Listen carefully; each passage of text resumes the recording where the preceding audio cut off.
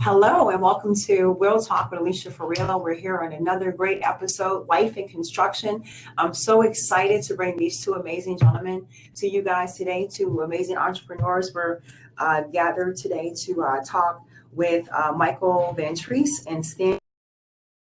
Michael Vantrease is a project director of MRV Construction, Inc.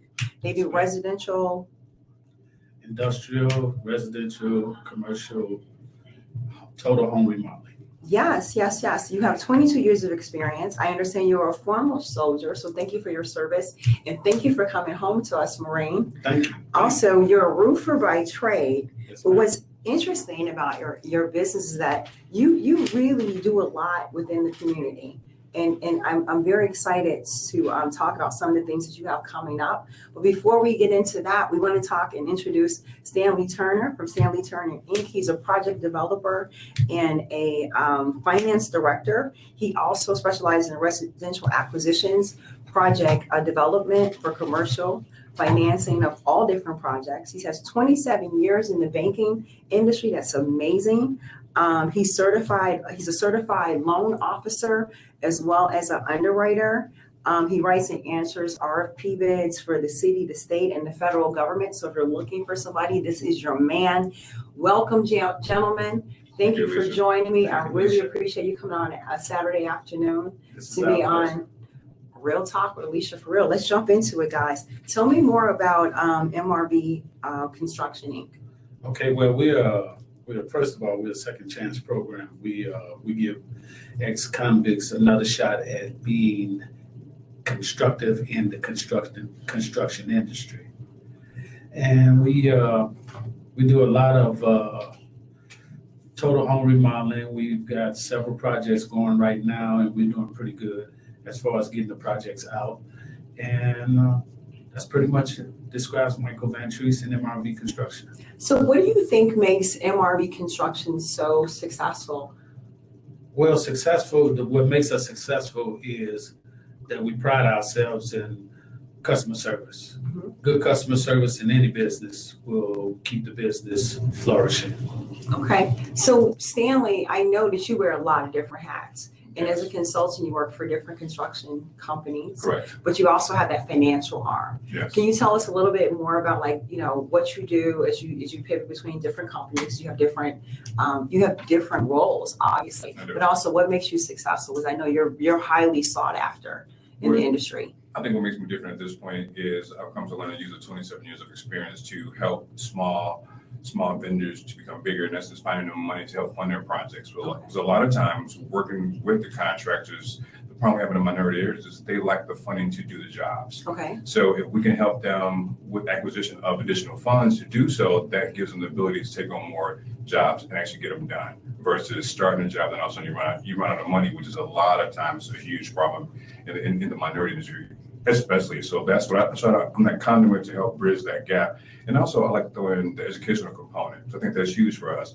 A lot of times we don't explain how, when, and where. That's one of my things. I will explain to you how, when, and where. One of my classic phrases is, consider yourself Picasso and paint me the picture. Okay. Then therefore I can go out there, as long as I can understand it, I can paint it for you and make it work. Everything doesn't work, and I'm realistic. But one of the things, if it doesn't work, I also try to add the piece of showing you how to get it done. You may not get it done today, but there is a tomorrow. Right. As long as we can set up tomorrow for you, that makes you that much stronger versus telling you no. Mm-hmm. And well, no, so how can I do it? That's why I really bridge the gap. That's one of the things in my 27 years has given me working for corporate America, coming out here and seeing the disparity, seeing how it is so different, and better understanding how I can actually help the different communities to grow and the contractors. And that's something that you bring up because a lot of people talk about, first of all, Rome wasn't built in a day. Exactly. And a lot of entrepreneurs go into the construction industries thinking, of course, they're a lot of the guys that I know who have their different teams, and they want to bridge that gap between commercial and industrial. And there's always seems to be some pitfalls in there, whether it be funding, whether it be bonding, whether it be the fact that they have to have a union shop. A lot of times too, they don't realize the process it actually takes to get certified with the city, the state, and the federal government. Exactly. So can we talk about some of that and some of the things that you might want to start with if you're a person that's going from residential, but also how do you maintain that? Michael, your level that's actually kind of gotten over that hump? Well, I think you maintained it by just being more persistent, because it's so easy to lose. It's so easy to stop, because you run into so many pitfalls, as Stanley was saying, like the finances.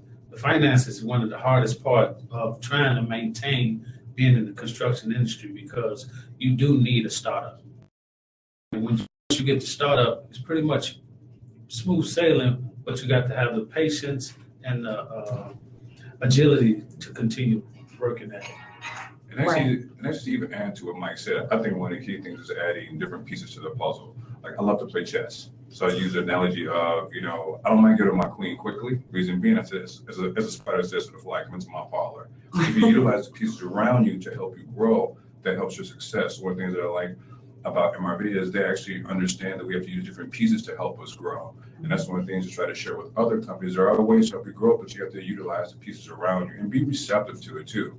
If you're not receptive, you're going to create failure. Being receptive is also saying, you know what, that's not going to work for me. And I'm okay with saying no for right now. Okay. But how can we make it work later? Wonderful. I think we got two poets here. As you guys know, we like to have real talk, and we like to get into some of the issues that we have in the city. Excuse me. Now, I know that you were familiar with working with the CHA program and the Workforce Development Program. In addition to that, you also have added a different component to your business with having the industrial cleaning service. Mm-hmm. Can you talk about, how do you go about even bidding for a contract like that when you're trying to, like I said, start from a startup, you're building your company? Like you said, it really has to do with determination, but also, like you said, it has to do with preparation and planning. Exactly. And understand how you fit into the industry and what the criteria is to even be able to answer a bid for the city, the state, or the federal government. It's just really paying attention to detail. Mm-hmm. That's what a lot of the small businesses, God bless you. That's what a lot of the small businesses doesn't do. They don't pay attention to detail, because having your I's dotted and your T's crossed. And we go in there we don't have all the components to make it to the bid. So you got to really pay attention to detail to get your I's dotted and your T's crossed so that you can have a chance. Because that don't mean you're going to get it, but that does put you in the arena with the bidders. But having a chance, I think too, is actually having an understanding, putting people around you that can actually help you understand how the bidding process works. Mm-hmm. And I think one of the biggest things is everyone sees a dollar sign first and gets so excited. Yeah. That's the worst mistake you can ever make, because that dollar sign means nothing. People will underbid a job, and all of a sudden your $50,000 profit became $10. Right. And then even more so, it's the worst case. So taking that understanding what it's going to take to get that job, then that's really a lot of it. That's where the expertise of Mike comes in. I stay in my lane. I know my lane. We stay in our lane. I'm really okay with that. So if Mike has a question with Stanley, how's this going to work? Or I can refer back to Mike from a constructional standpoint. Mike, what is it going to take financially to get this done? So therefore, when I'm doing my numbers for you, or you in your bid process, I know how to leverage you properly versus not. Okay. So, exactly. And that's huge. And also the manpower, telling me how much you're going to need overall to complete the task. Give me all the scope, so therefore I know how to go in battle for you. Okay. So as the project director for a lot of the projects that come up, how do you deal with some of the challenges when it comes to bonding? What I mean by that is a lot of times you'll go in and they'll say, okay, you have to have assurance of, let's say, $5 million, right? So you may be like, that's not a problem for my group, but if you come into a larger bid, they may decide that it's more like 10. So if you partner with someone, do you share that burden? Mm-hmm. Do you, how does that work? Because a lot of smaller shops are like, there's no way in the world we can compete, because they don't know that strategic partnerships are so important in construction. Well, when you get your insurance, you just got to make sure you got the right insurance agent, because they can raise your bond up. Mm-hmm. Your bond starts at a certain level, and it can go as high as the insurance company can allow you to go. Okay. And sometimes $1 million, you think $1 million is a lot, but that's not a lot in a major project. You need at least $10 million. Okay, so as an underwriter, Stanley, I'm sorry, I wanted to just follow that, because I know you're chomping at the bit, because this is what you do. You're very, very good at it. And that's what I want to talk about, because obviously as an entrepreneur, I have a certain level of insurance in aggregate for each one of my particular engagements that I work on. And professional services, obviously very, very different than the insurance, than the construction industry, because of course there's so many different things that can go wrong. My question for you, and I know you're gonna blow us away because you know so much. In dealing with the loan officers and trying to get in the insurance teams, but then you have to deal with the underwriters, and that's just it. And that determines how much you're going to pay, how much you're going to get. Can you give us some insight of like what we want to be able to present? So like you said, when you need to raise that bond, because you know, they decided that they want you to come in and do the City Walk project, for example. Exactly. And so you're coming in, that is a 5-year project with workforce insurance. Your bond is going to be raised based on what you're doing as you build out whatever it is that you're building out. Exactly. So can you give us some insight of like what's that process, or what's some of the things that people should definitely do? To kind of go back to what you asked earlier on, one of the things I just drew, you do have that, most companies have that $2 million bond. However, now when it comes to that $10 million, $5 million bond, whatever the case is, what I've come to do is actually partner companies up. Okay. And I leverage that, you know, I leverage the synergy with companies against it. The only way you're going to really survive is if you do work together. Getting nothing versus getting half of something is a lot better. Right. Sir. And you're already paying for $2 million bond, so I always leverage it. I never go into numbers right away. I say, you're already paying for $2 million, he's paying for $2 million, why not put it together? Right. And now you can actually go and capitalize on that job. And now when it comes to the funding aspect, I analyze both companies. Do you have proper funding to even secure this? If not, how can we get you that funding? So when you do go for the bid, you are probably prepared beforehand. So I don't like for anyone to go into a bid and go halfway, because it says A, B, C, D, you need A, B, C, D. Correct. So from an underwriting perspective, when I look at a file, I know what I need to look for. So things come to me very quickly. I'm shutting you down and moving you on. That's why I say consider yourself a consul and paint me the picture. Tell me what you want me to see. So that's where I come in. I figure out what the needs are. I do a needs analysis. Okay, how strong are you? If you're stronger here, then let's leverage someone else who's stronger here. Let's partner you up. Therefore, by me helping the companies partner up, it makes them that much stronger. Now, $5 million bond to me now becomes a lesser burden. And now the obstacle you had initially is no longer the obstacle, because now I'm providing more sources that you didn't have before. Okay. Creates a greater comfort level. And now you can really adhere to getting the job done and feel comfortable about doing it versus how am I going to get this job done? Right. You get it, and all of a sudden you're stuck. I don't want to be stuck first. I want you to go out there. As soon as they get it open, you're running. Right. It's not a matter of, well, maybe kind of sort of, let's go now. And let's talk about that, because I know from my perspective, when I went out to look for additional funding for larger projects that I know are going to go on for more than 18 months, where I'm going to have to fund something, you know, I'm really looking at what is going to be the financial burden to pay back that particular loan, right?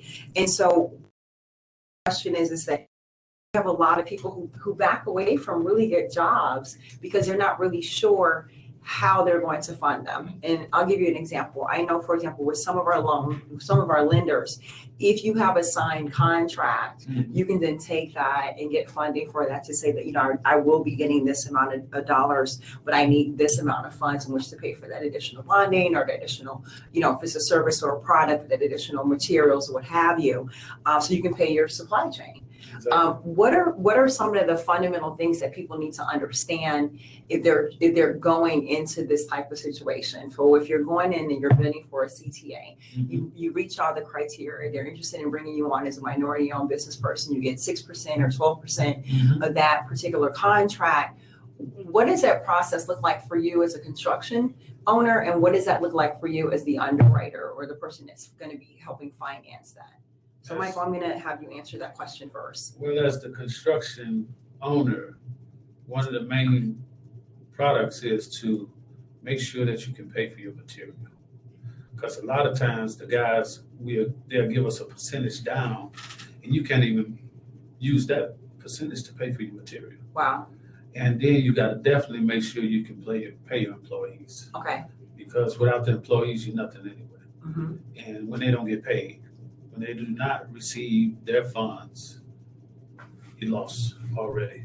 Okay. So, and how would you answer that from a financial perspective, where you're working in the team, or an underwriter where you're looking at this person asking for additional funds in that financial institution? One of the things I'm going to learn, I think one of the problems, because it's kind of a broad broad question. Reason being, because sometimes the reason people don't have the finances depends on how long they've been established. Okay. Company. So if someone's established for a year, there's a certain criteria. It's a little harder. However, if you can tie in past life per se, if you work for, let's say, Walls Construction as a project manager, and now you start up your own company, now you have at least a year under your belt. That's sellable versus, oh, I was in IT and now I'm in construction. Okay. That is not going to fly. Totally different. So by doing that, that's how I leverage things. So again, that's where that needs analysis comes in the first place. So before we even go out to battle, I want to understand what your goal is, where you want to go. If you want to tackle these government contracts, okay, how are you prepared to do so? Right. Where do you stand? Once I understand that, then I can speak from underwriting standpoint. Okay, well, if you can do this to lift yourself here and now and down the road, that's going to help you obtain these contracts and fulfill them versus not. One of the things I do focus on manpower, funding, because those are the things that will hurt most companies. It's the funding aspect. So Yes. I know up front how much you need to fund each project. Based on that, I do my needs analysis. You need X amount of dollars to do so. If we can't get it, I'm okay with telling you no. Right. Because I don't want to set you up for failure. And then at the end of the day, it's going to be your credibility on the line. And then they're going to look at you along with everyone else the same way. Oh, see, we gave you a chance. And now look, whether you have a fair chance or realistic chance, but also it's also an educational component for the contract. Because a lot of times they don't want to do what they need to do. Oh, I don't want to pay extra money, or I don't want to go get extra people. No, in order to play, you have to follow the rules. Got to be prepared. It's not, let's not reinvent the wheel. The wheel already exists. Let's follow the protocol like everyone else. What you have to do is learn how to ask the question, ask the right questions. If you don't fit, how can I fit? If this doesn't work, how can I make it work later? What are my possibilities versus just hearing no and don't ask another question? Right. So I think what gives me an advantage. I go in and ask the hard questions. And I have no problems with you telling me no, or then that makes me, oh, no, okay, so now I need to go find out how I can. It may not be the way you tell me, but there may be other way. And then when I come to the conclusion that, yes, you are right, I'm fine with that. I rather tell the construction companies, no, that's not going to work for you. This may work if you go this road. Oh, that's just too much for you to handle at this point. Okay. Let me switch gears here a little bit. I took a class that was supported by the federal government, and it was RFP writing, because that's what I do. I assist my clients with that to write for the county, the state, and the federal government. And one of the things that was very, very clear in that class is the fact a lot of times people don't understand the actual process of answering an RFP. You have to make sure that you answer every single question. You got to make sure that you have the right information. You don't want to give them too much information. You don't want to give them, you make sure that you answer them in totality of the question. But also, I was surprised to find out, and maybe I'm naive, but that's why I went to the class for continuing education, was that sometimes you have to pay in order to even bid, or the part of the bid process, there's a fee. And people are surprised to find that out, where you're saying that people don't want to pay, they don't want to hire the additional workforce, they don't want to hire the talent or the speciality that is needed to meet the criteria for that particular job that you may not have. And I'll give you an example.